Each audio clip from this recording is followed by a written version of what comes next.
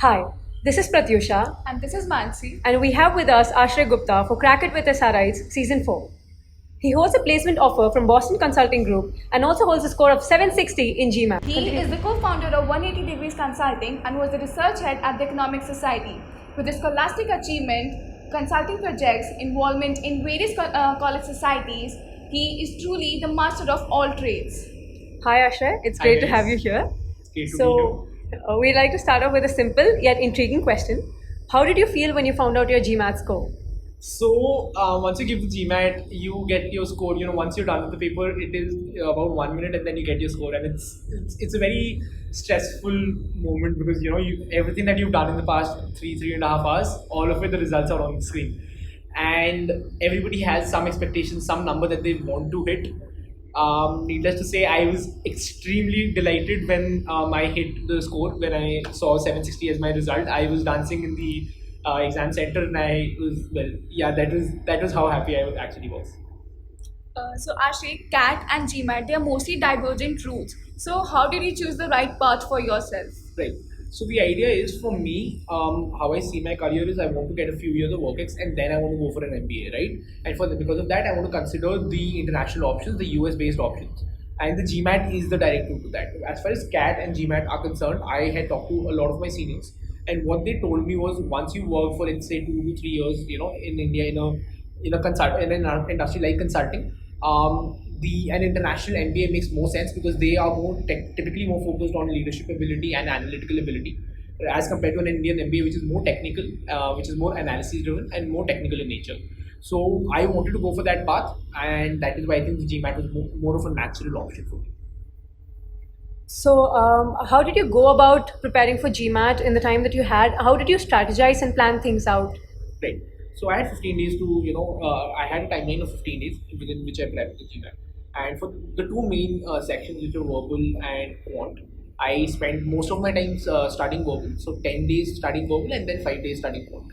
And the idea for me here was since I had very less time, I couldn't go for, the traditional resources, like go for a online offline class, which typically takes 2 to 3 months to cover the syllabus. I focused more on self-study, and I had a three-step process. One was to understand and set a baseline in each topic.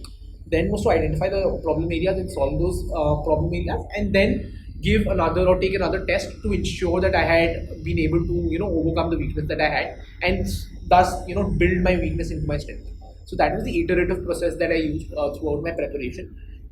Initially, I focused on sentence correction, and then a little bit on critical reasoning and reading comprehension. And then I came to the quant section where I focused majorly on data sufficiency and probably say 30 to 40% of my time on the problem solving section. Okay, so what was the course plan you followed while preparing for your GMAT? Like, was there any specific reference material you found yourself leaning towards to? Right. So the idea is for the GMAT, the official GMAT GMAC material is the best material out there because it's really made by the council, which is actually administering the examination. And the question set that they have, you can no other external material can actually match the depth of that question set. The level of topics they cover, the depth of not only language or not only let's say maths, but also logic that they cover within that question set. I think it's very tough to match that from an external standpoint. So obviously you got the official guide, you got the quant review, and you got the verbal review. This is the official GMAC material, and this is the first thing that any GMAT aspirant should buy an eye for, right? After that, beyond that, I took the EGMAT course for verbal because the major issue I had was on sentence correction, and the EGMAT course is very well structured for sentence correction, in my particular opinion. So I used that course, and I used the GMAT Club forum because it gave me a forum for discussion because I was able to post my opinion on a particular question and get an expert's review as to why a particular answer was the way it was, and logic applied the way it did. I used that. I went through the Manhattan material for understanding the rules, but not necessarily the question set. Beyond that, I think one thing that I did was leverage social media. So on my Facebook, I liked a few pages which were GMAT specific. So every day I would wake up to let's say a set of 10 questions. I set them as priority. So I would see them. The first questions I would see were 10 GMAT questions, right? So that really got my mind churning at the beginning of the day. So that's how that really helped, I would say. I'll take each of those sections one by one and then I'll run through how I prepared them. Right? So let's take verbal first. And yes, when I said I did 10 days verbal and 5 days quant, I actually did that in that very specific order. Right? So the idea was sentence correction was the major issue for me. And the thing for GMAT is it's a logic based exam. And when it's a logic based exam, it prefers meaning over even grammar.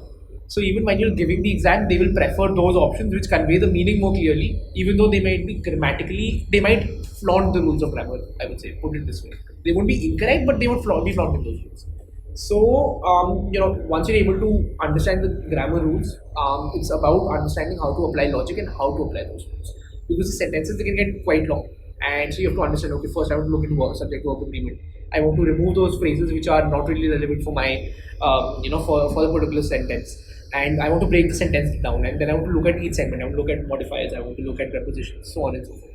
So being able to structure your skill, I think, is very important. So for that is what really takes more time. So I had a register, I made my notes, I had my grammar rules in them, which was from all these sources I mentioned, and the tips and tricks, and my way of applying the logic. Once you're able to do that, I think you'll be able to solve the sentence correction section. Beyond that, for critical reasoning, it is what will strengthen an argument or what will weaken an argument, or is it a strong argument, and so on and so forth. So for those questions, I think what you really need to do is you need to apply basic logic. You don't need to understand the exact terminology for everything. What is clause, what is a pre-clause and all that stuff, what is the premise, what's a conclusion, so on and so forth. But being able to apply basic logic, I think that will really drive, let's say, 80% of the preparation in that particular section. Look at what the construct is, think what could possibly be reasons for the same, and then look down at your options. You'll easily be able to find the options that are required once you apply basic logic. These other concepts that I mentioned, going through them will definitely help make the process smoother. But I think the major portion in the sentence correction, in the critical reasoning, is being able to apply logic. For RC, this is more of a double-edged sword. As the thing is, if you are able to understand the crux of the passage, you'll be able to answer all questions properly. And to do that, what is really important is being able to take notes. To take notes and extract the meaning of those 55 odd lines that you have in front of you into 5 lines. Once you're able to do that, answering every question is very easy. What is the tone of the passage? Why is it strong? Why is it weak? Or what is the author trying to say? Once you understand what is happening, what is the flow of the passage, what happens with those notes is I have 5 lines, and okay, I want to go back to this passage and I want to look at this particular line to answer this question. And this is the meaning that is being portrayed over here.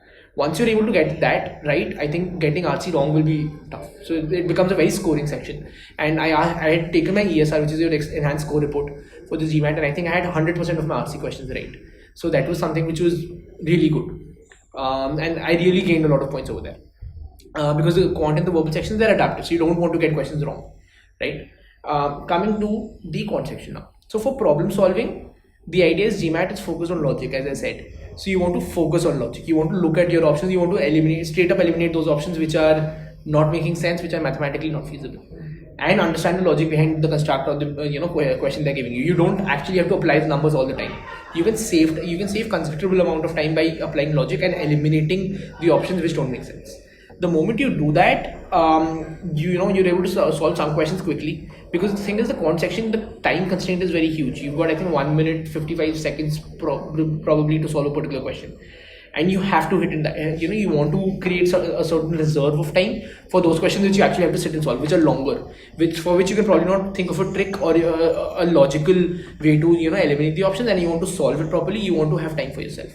So this is the idea, and obviously an understanding of the basic concepts like integers and how they work, and what is a prime number, and these basic things. This is obviously required. GMAT doesn't test very high level quant. They test a very high level logic. That is the thing. For data sufficiency, the idea is you got each sentence, you have to understand and write down the implications of each set of those sentences that are given to you. We've got, so how a typical data sufficiency question looks like is they're asking you one question and they've got two statements. You have to see whether those statements give you enough information to answer that question. Once you do that, you have to take each sentence one by one, understand its implications first individually, then put together to understand whether you can answer that question or not.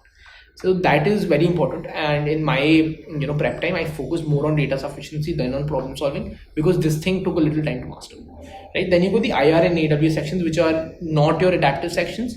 These test different sort of skill sets. So the IR section for particularly, it's being comfortable around graphs and numbers, right? Being able to sift through data and find important, relevant information. If you're able to do that, you will be able to solve the section, because the idea with IR is in one question you might have 3 sub questions, right?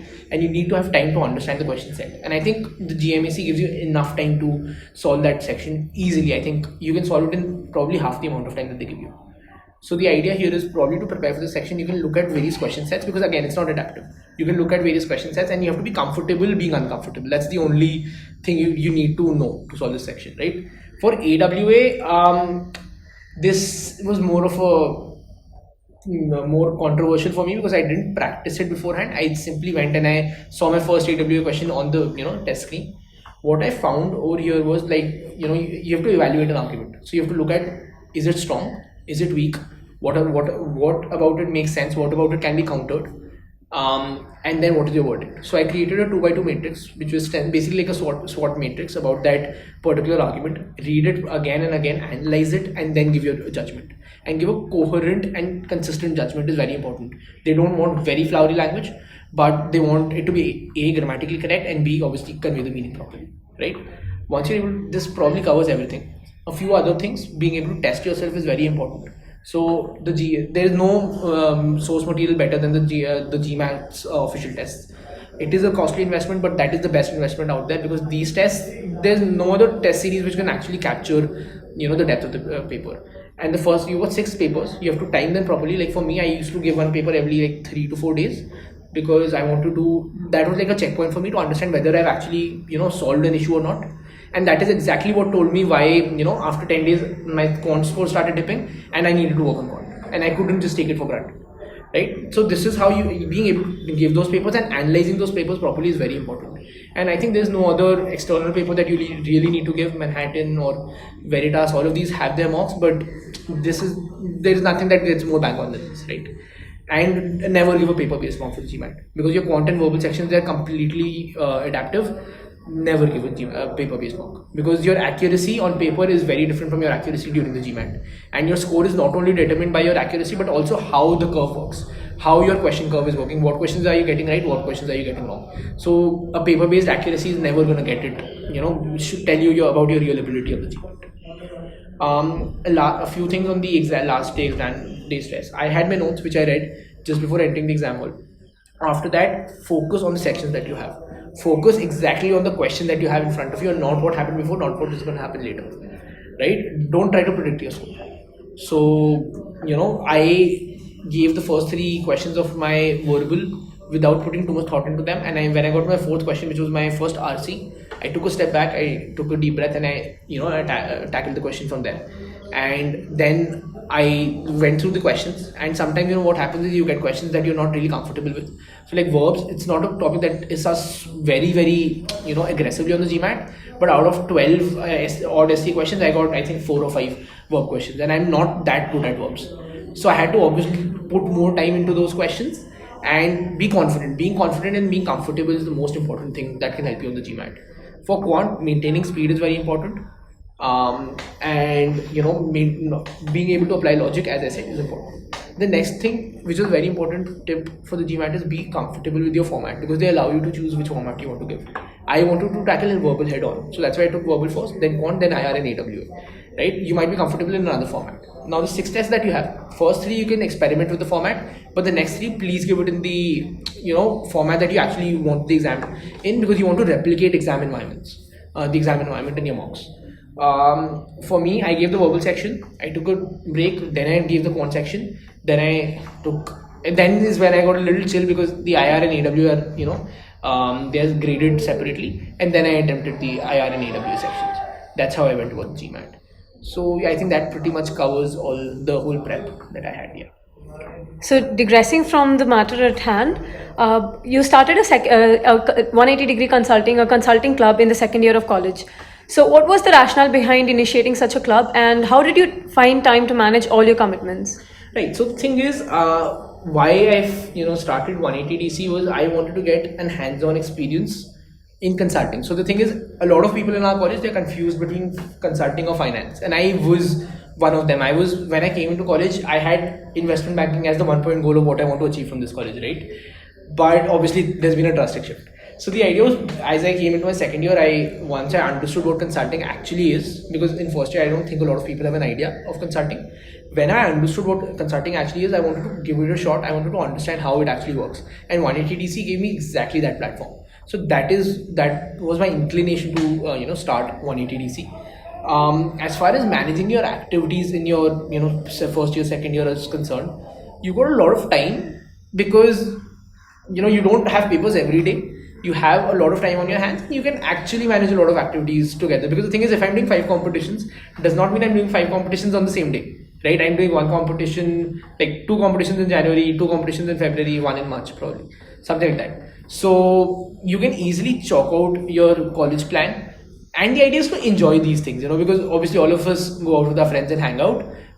Everybody does that, right? And you spend a lot of time doing that. Probably if you're interested in these activities, if you genuinely like want to do these, they become a part of fun. And it's very easy to manage college activities along with studies. I think our courses are not that hardcore or that demanding that you cannot really do any other thing with them. So yeah. All right. So one last question that we have for you is that where do you see yourself in 5 years from now? Like how you are planning to choose a university, and what exactly is the timeline you have planned off for the years ahead? Right. So the idea is, I am currently looking to, I'll be joining BCG, I think in July or August, whenever my joining is. I'll be working there for 2 to 3 years, and then I'm going to probably go for an MBA, right? To probably plug the gaps in my skills that I'll have, after BCG. So for that, the idea is I want to focus really in these 2-3 years. I want to focus on building my profile and building my thought process. That is the major focus for me. Building my knowledge levels, building my thought process. After that, I'll be looking at B school applications, right? As of today, I have applied at the ISB YLP program. As far as that application is concerned, for any MBA application, I think there's just 4 things that they look at. They look at your GMAT, they look at your CV, resume, they look at your essays, and then they look at your LORs, right? Those are the 4 major components of your form for the package for your application. So obviously the GMAT is sorted because it's valid for 5 years. So for the next 4 years after I graduate from college, my GMAT will be valid. Resume is about everything that you've done, and it really accumulates over time with respect to the activities that you're interested in and are doing. The only one suggestion I can have over there is, don't be afraid to experiment and meddle in new activities that you're not really comfortable with, because you might find something that you really like that you would have otherwise missed out on, right? And it really shows personality when you explore a few things and then you're like, okay, I want to go with this direction. It shows that you're willing to experiment, and then it shows that you're not afraid to take a decision. So building the resume, it's a process that goes over time. It's more about building a profile, and your resume will follow with it. For your essays, it's more about experiences. What the AdCom really wants is they want to know you as a person and whether you have exhibit the qualities that they are looking for a candidate in their community. So every college or every B school has their own community, and they have their own community values, and they're looking for people with those values to add to their community. So, and grow that community. That is how what they're looking for in your essays, and even for your recommendations, because you see the first 3 things are things that you are saying about yourself. The 4th thing is a recommendation, which is somebody else who is vouching for those first 3 things. So it's very important to have very solid recommendations for your B school application, because it actually shows character. Because I am saying, okay, I'm good at analytical ability because I've done these 5 activities. When my superior says yes, he's actually good at it because he's done these things and he did them well, he exceeded my expectations from what I had, that shows that yes, this guy actually has those skills. So these 4 things together, show a different perspective of you. GMAT shows your quant and verbal knowledge. Your resume shows who you are as a person. Your essays show your experiences and what frames you, what drives you. And your recommendations validate everything and put everything together. So that is how your B school application is focused. And so I'm on the path of exploring these things right now. Probably 2 years, 3 years down the line, I'll have a better idea of what colleges am I a fit for, what programs am I a fit for. Obviously everybody, a lot of people who apply to outside MBAs, the dream is either of Howard, Stanford or Wharton. So yes, obviously those will be on the list. Especially because in no small part because of my GMAT and the BCG. Because BCG being a top company, which is a selective company to get through, that does give me an edge over other applicants. And a 99 percentile on the GMAT also helps complement it, right? So I obviously will have those programs in mind, but beyond that, I'm going to obviously exploring other programs as well. Yeah. So thank you, Ashray, for taking out the time for this interview. We are positive that all the students will definitely benefit from this interview and it will help in their preparation and their future in general. We wish you all the luck and success for your life ahead. Thank you. Thank you again. Thank you again. Thank you. It was great being here. Stay tuned for more videos for Crack It with SRites.